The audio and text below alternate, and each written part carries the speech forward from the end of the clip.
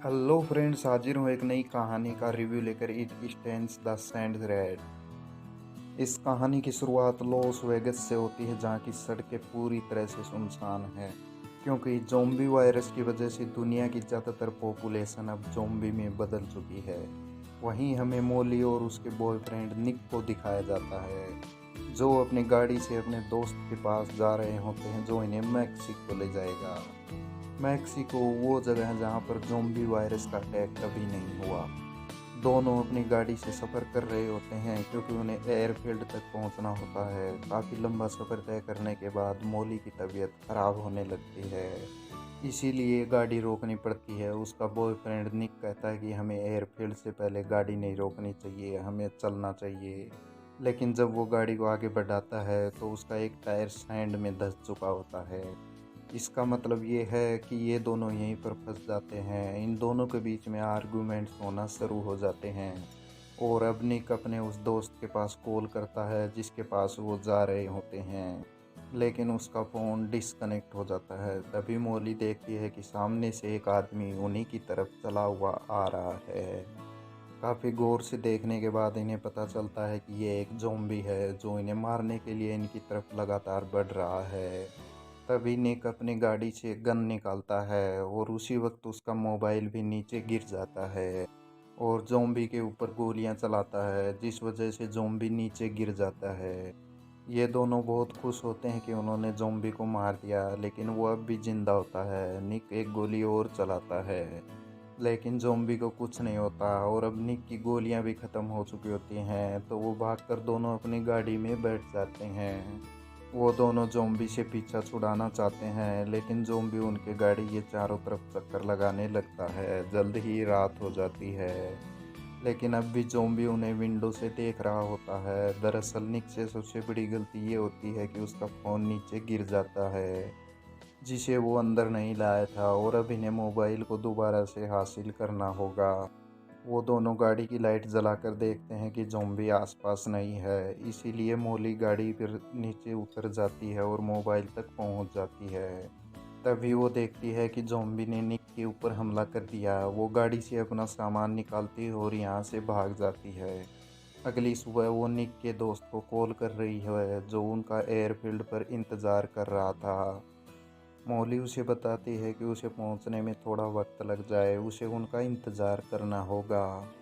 और अब मौली को आगे का सफ़र पैदल ही तय करना होगा। पैदल का जो सफ़र होता है वह 36 माइल्स दिखा रहा होता है।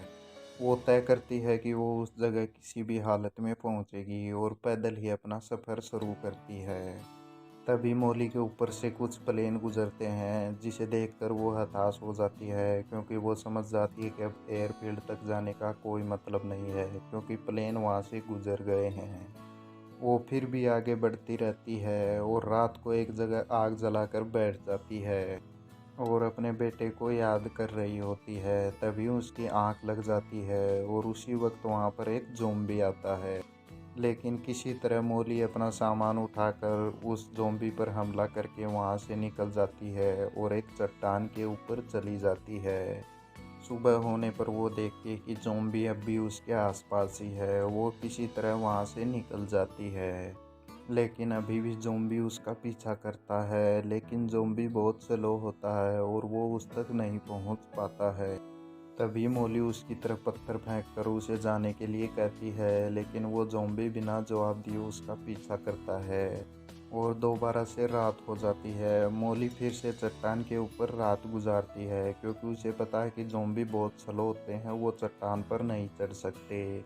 सुबह जब वो उठती है तो उसके पास निक के दोस्त का कॉल आता है। वो कहता है कि तुम्हारे पास कल सुबह तक का वक्त है। अगर तुम कल सुबह तक एयरफील्ड नहीं पहुंची तो हम निकल जाएंगे। इसका मतलब है कि उसके पास एक और मौका है। मौली एक बार फिर से अपना सफ़र तय करती है, लेकिन वो ज़ॉम्बी उसके पीछे आ रहा होता है। मौली का सारा खाना पीना ख़त्म हो जाता है, इसलिए उसकी बॉडी डिहाइड्रेट हो जाती है और यहाँ पर गर्मी भी बहुत ज़्यादा होती है। लेकिन वो रुक नहीं सकती, क्योंकि अगर वो रुकी तो ज़ॉम्बी उस पर हमला कर देगा। लेकिन थकान के कारण मौली को नींद आने लगती है। लेकिन तभी सामने से एक बहुत बड़ा तूफान आ जाता है। वो ज़ॉम्बी के साथ उस तूफान में फँस जाती है और तभी जब उसकी आँखें खुलती हैं तो वो देख रही है कि सड़क पर से एक गाड़ी गुज़र रही है जिन्हें वो आवाज़ लगाती है। उस गाड़ी से 2 लोग नीचे उतर कर आते हैं और उसे पानी पिलाते हैं।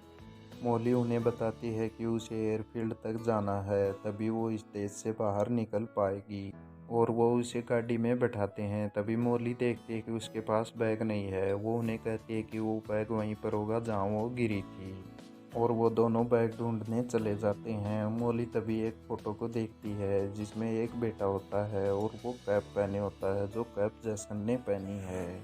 मौली समझ जाती है कि वो दोनों खूनी हैं। तभी वो गाड़ी के अंदर आकर कहते हैं कि हमें भी एयरफील्ड तक जाना है। मौली को मजबूरी में एयरफील्ड का पता बताना पड़ता है, जिसके बाद ये दोनों मौली को मारने लग जाते हैं और मौली जोर से चिल्लाने लगती है। तभी हम देखते हैं कि रेत के अंदर से वही ज़ॉम्बी निकलता है जो काफ़ी दिनों से मौली का पीछा कर रहा था।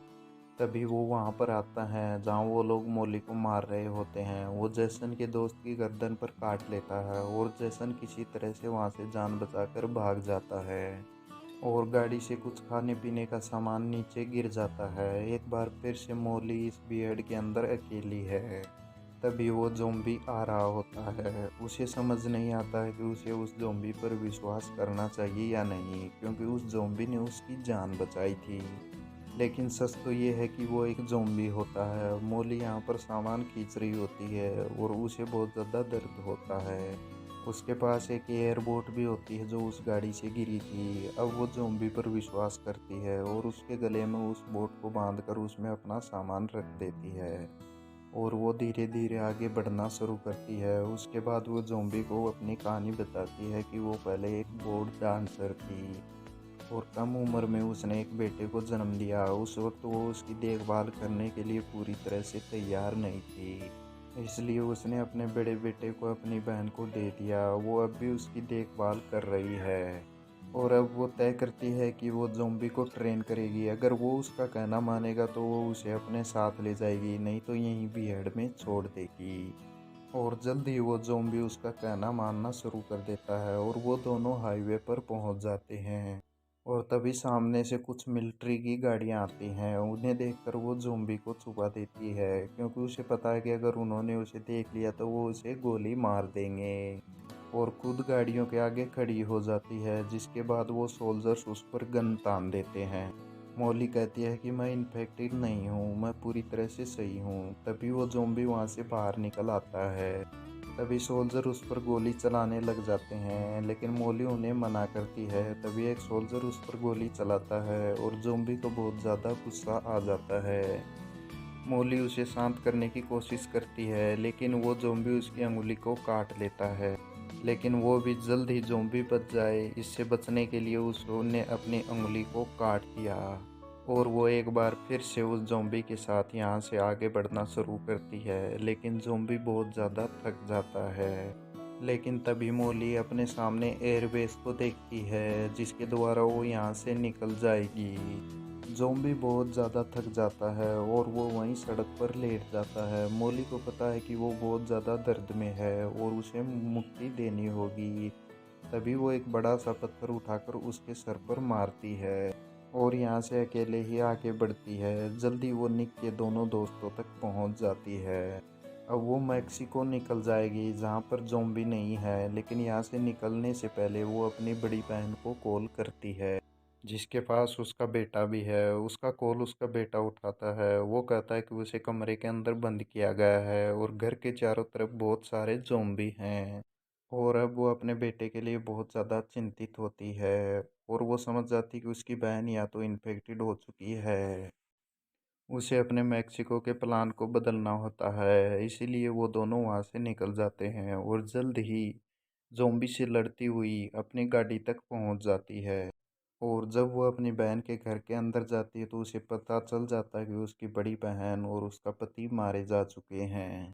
वो कमरे के अंदर जाती है और अपने बेटे को देखती है। वो देखती है कि वो बहुत ज़्यादा डरा हुआ होता है और वो अपने बेटे को लेकर नीचे आती है।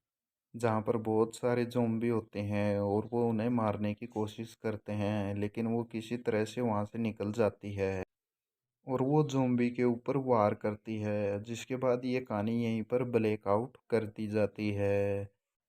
आपको क्या लगता है जो ज़ॉम्बी उसके पीछे आ रहा था वो ऐसा क्यों कर रहा था? उस ज़ॉम्बी के दिल और दिमाग में क्या चल रहा था?